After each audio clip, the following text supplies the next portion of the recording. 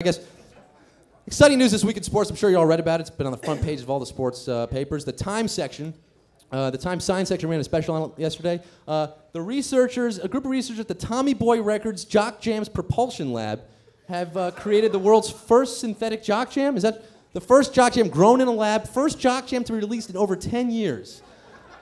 This is very exciting, folks. We have the lead scientist here to talk about this new jam. Please welcome from Irvine, California, Dr. Miles Klee. Dr. Miles Klee.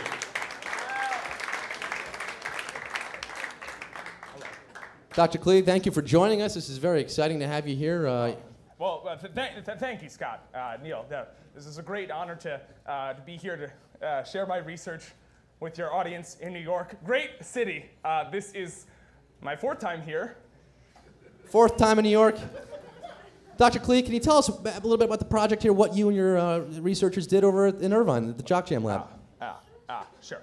Well, to understand what we did in Irvine, you really have to go back to 1995 when Dr. Russell Hacker, my partner at the time, first alloyed a naturally occurring stadium anthem with a likably catchy sort of dance hall beat to create the very first Jock Jam. And that was a huge defining moment for Tommy Boy and I would say for the country as a whole. I distinctly remember that year. I believe Denver opened its new international airport. Selena met her untimely demise, and we had Whoop There It Is and Let's Get Ready to Rumble together on one compact disc. It's a great year. But for Russ and me, it was also bittersweet because we had been running experiments that indicated that exposure to the jams over time would ultimately result in a decrease in their hype-up efficacy.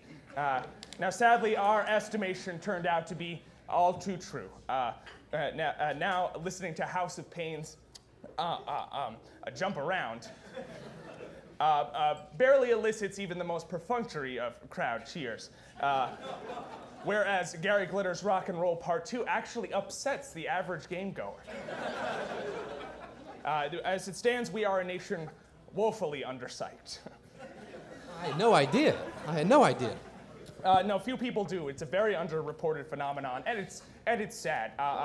Think about these professional athletes. Put yourself in their shoes. You're there. Your home crowd is engaged, and then when you step up to the plate, right as an electrified stadium would put you over the edge, and your team, Zombie Nation's Kerncraft 400, blares over the PA, and an icy resentment sweeps the arena. And where's your mojo then? Oh, that's the one that goes da da da da da da da da da da da da da da da. That's precisely the one. And in a different age, these people would have probably joined in your little a cappella rendition of it. Now, Dr. Klee, that sounds like quite the pickle. How did you guys approach it? Well, first we overhauled the time signatures. No more of that 3/4, 4/4, 6/4, easy rhythmic stuff. No time signatures with any single digit denominators, and no time signature would repeat for more than 3 measures. So now we'll go from 3/16 time signature to 7/29 and back to 15/16. It makes for the most hyped up music you can get. Sounds very jarring. Oh, it is. No question. Also, to that end, we've eliminated any recognizable sequences, or in the common parlance, catchy hooks. We've recorded all the songs in minor keys, which we find gives them more ominous undertones.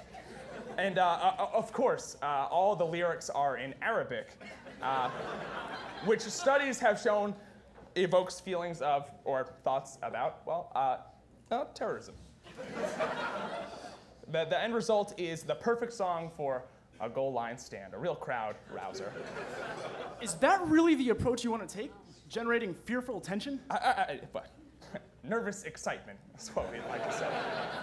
We find it makes for the biggest move it potential.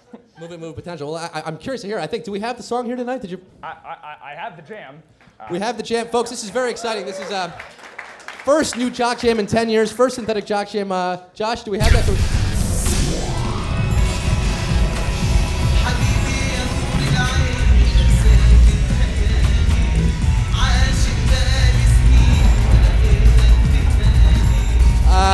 Okay, I think we can cut that. Let's cut that.